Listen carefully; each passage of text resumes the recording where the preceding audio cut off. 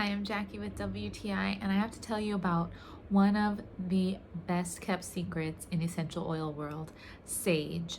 Sage essential oil. This is the Sage by Young Living, which is also a vitality oil, so you can use it in cooking, you can ingest this.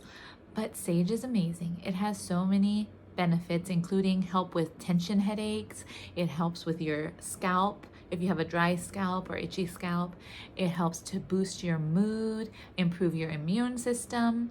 I mean, the list goes on and on. You can use it topically.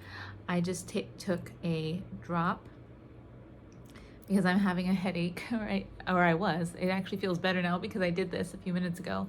But I was having a tension headache in the back of my head and neck, so I just put a little tiny bit. A little goes a long way with this highly concentrated oil, and I'm rubbing it just right back here where I'm sore in my neck, and just in a few minutes, maybe less than 2 minutes, my tension headache eased and the pain eased, and I'm just so relieved and so happy that I use this. Obviously, you can use it in cooking.